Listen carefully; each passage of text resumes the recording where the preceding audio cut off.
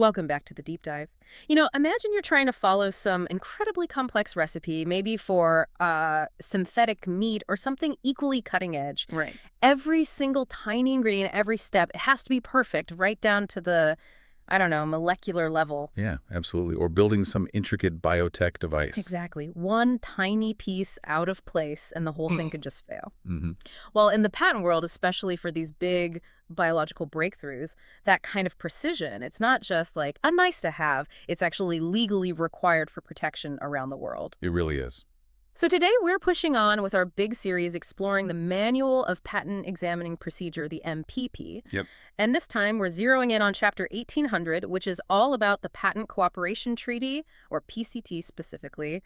We're tackling MPP Section 1848, sequence listings. Yes, 1848. That's a really crucial one, especially if you're innovating anywhere near biotechnology, pharmaceuticals, that kind of area. So what exactly are sequence listings? Well, MPP Section 1848 basically sets out all the specific rules, the procedures for how inventors have to present their nucleotide sequences, or maybe amino acid sequences. Like DNA or proteins? Exactly. How they present that data in international patent applications filed under the PCT system. Mm-hmm. Think of it maybe as the universal dictionary for biological data in patenting. And make sure these really complex bits of information are handled the same way, understood the same way in every country that's part of the treaty. Okay, so our mission today is to really get our heads around the core rules for these listings, figure out what happens when maybe things don't go quite right, Which they sometimes do. and why these, I guess, seemingly super technical details actually matter so much for inventors trying to protect their work globally. So yeah, let's get into it. Sounds good. So the foundation for MPP Section 1848 really comes down to some key international rules. We're talking PCT Rule 13 and certain administrative instructions. And these are especially important for any international application that has a filing date on or after July 1st, 2022. That date is, well, it's really significant. It's July 1st, 2022. You said it's significant. Why? What's the absolute must-do standard now for these sequence listings since that date? Is there one single format? There is, and it's a big one. WIPO Standard ST.26, that's the core requirement. Any sequence data you disclose in your international application must be submitted electronically, and it must comply with this WIPO standard. ST.26, got it. And yeah, it's not just a suggestion, it's mandatory if you're disclosing nucleotide or amino acid sequences, as defined by the patent rules. They're pretty specific about what counts. What's special about ST.26? Well, what's really kind of game-changing about ST.26 is its structure. It uses XML. XML. Okay. Yeah, like sensible markup language. This XML structure basically lets all the different patent offices in the PCT system process the sequence data electronically in a uniform way. It's huge for international patenting. Streamlines things, I imagine. Massively. And the listing itself, it has to be filed as its own separate part of the specification. You can't just bury it in the text. Right. And you have to clearly point to it in the application using unique identifiers like, SEQ ID NO Part 1, SEQ ID NO Part 2, and so on. So if I'm hearing you right, for the inventor listening, this is way more than just like choosing a file format. This XMS standard, it's almost like a universal translator for genetic data. That's a great way to put it. Is the idea that this global system means every PCT country can understand and process the super specific biological data in exactly the same way, kind of breaking down potential, data language barriers between patent offices. You've absolutely nailed the core idea. By standardizing this data in XML, WIPO isn't just making things easier now, they're kind of future-proofing the system. How so? Well, this format allows for automated validation checks, which cuts down massively on human mistakes, transcription errors. And, maybe more importantly, it sets the stage for advanced tools like AI and machine learning to process huge amounts of genetic data really fast. Wow. Yeah, potentially flagging things like prior art or other issues that a human examiner might, possibly miss. It could lead to much more accurate, faster exams everywhere. It's a big step up in efficiency, consistency. That does sound like a leap forward for patent examination. But okay, what about when things don't go perfectly? Let's say an inventor knows they need a sequence listing, but maybe they forget or they file it in the wrong format, not that ST.26 XML. What happens then? What's the first step? Right. So if that required listing isn't filed correctly right at the start, the International Searching Authority, the ASA, They have a set procedure. They'll usually issue what's called an invitation. It's under PCT Rule 13.2.1. An invitation. Sounds polite. Well, it's an official notification that something's missing or wrong. Okay, and what does this invitation actually ask the applicant to do? Is there like a catch, a penalty, a deadline? Oh, there often is. The invitation will ask the applicant to submit a compliant sequence listing. And yeah, quite often they'll also have to pay a late furnishing fee. Ah, knew it. And it's not just a friendly reminder.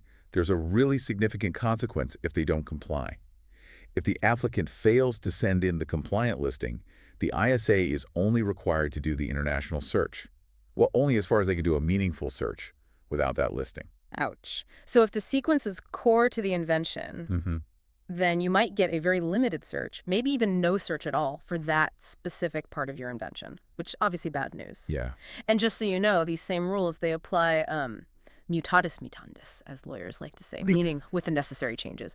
They also apply later on to the International Preliminary Examining Authority, the IPEA, if the application goes through that stage. Now, this brings up something really critical, something that can easily trip people up. What happens if you submit that sequence listing after your initial filing date? Maybe you're responding to that invitation we just talked about. Does it automatically become part of your official application? I'm guessing no. Generally, no. That's right. It only formally becomes part of the international application if the applicant goes back and actually amends the specification later under PCT Article 34. And crucially, only if it stays within the boundaries of what was in the application when it was originally filed. Okay, so the practical takeaway for inventors is super strict then. Yeah. You absolutely cannot sneak in new information about your sequence later on. Whatever wasn't in that original filing Is considered new matter. Right, new matter. And that's just not allowed. Seems like a potential minefield. It really can be. You know, you hear stories, maybe a bit overblown, but about desperate inventors trying to submit sequences on, I don't know, a USB stick found in a drawer or something. Unlikely. Probably. But it shows how easy it is to stumble if you don't take these technical rules seriously.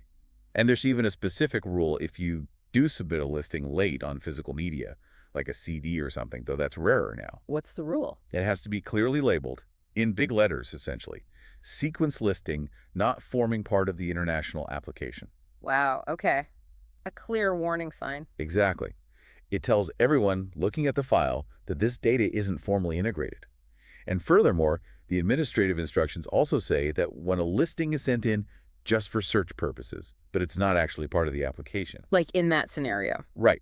That fact has to be mentioned in the official reports, the international search report, and the written opinion. And the downside. The potential bad outcome is pretty clear.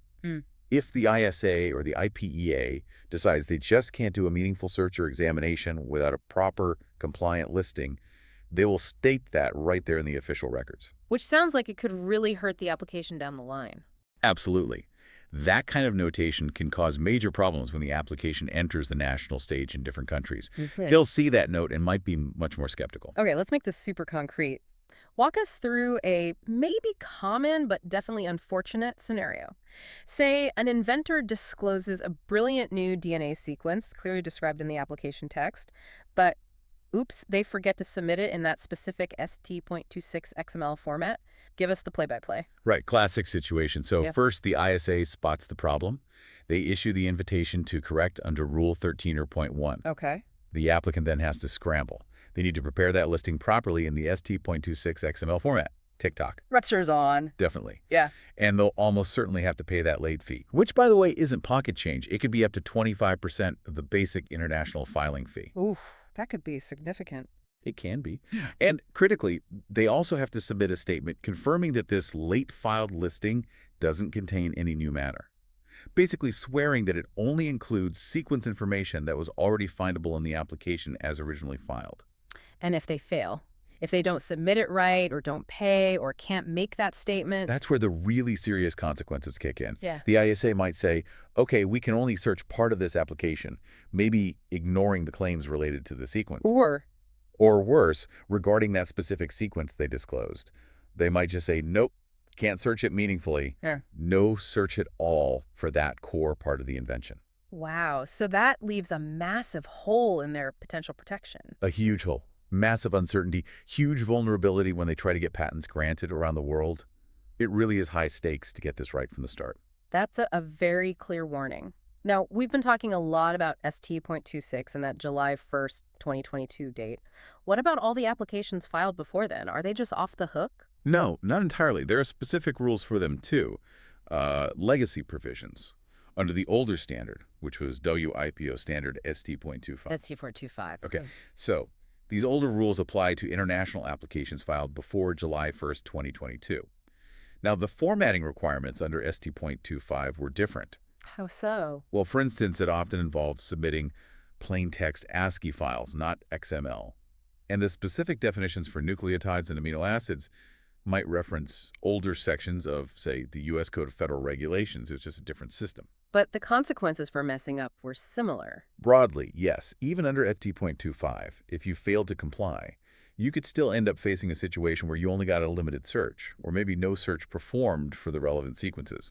The core principle of needing a usable listing for a proper search remained. Interesting. So it really shows how these rules have evolved over time. Exactly. It highlights this constant effort to keep the patent rules in sync with how science and technology are advancing, moving from ST.25 to the more modern, more structured ST.26. So wrapping this up, what's the really big takeaway from our look at MPEP Section 1848? It seems crystal clear that these detailed rules for sequence listings under PCT Rule 30 DOTR and now WIPO ST.226, they aren't just, bureaucratic red tape. Yeah, not at all. They feel more like essential guardrails, right? Designed to standardize this incredibly complex biological data worldwide, making sure everyone speaks the same data language. That's precisely it. For anyone working with these cutting-edge genetic or protein inventions, following these rules isn't just a good idea. It's absolutely critical if you want your discoveries properly searched and examined internationally. Yeah. Getting it right versus getting it wrong, resulting in a partial search or no search, that can genuinely be the difference between protecting your invention globally and, well, losing that opportunity entirely. It affects huge, important industries. It really puts it in perspective. Now, here's something to think about. Science isn't slowing down, right? Genomics, proteomics, synthetic biology, it's all accelerating incredibly fast. So how do you think these international patent systems are going to keep adapting? How will they continue to standardize the, quote, language of innovation to make sure researchers can access information, but inventors still get strong protection? That's the million-dollar question, isn't it? It feels like this constant dance, fast science versus the slower, more deliberate pace of legal frameworks. What kind of new challenges do you see coming down the pike for global IP because of this? What new languages might we need to figure out next? Something to definitely keep an eye on. Absolutely. It's an ongoing evolution. Before we go, a special thank you to Mike Shepard, the creative director who's been instrumental in putting this entire MPEP audio series together. Hear, hear. And just our standard disclaimer. This summary of the MPP was put together with the help of AI tools like ChatGPT and NotebookLM. It might have errors or leave things out. It's really just for general educational info. Okay. It's definitely not legal advice, and it's no substitute for proper formal instruction.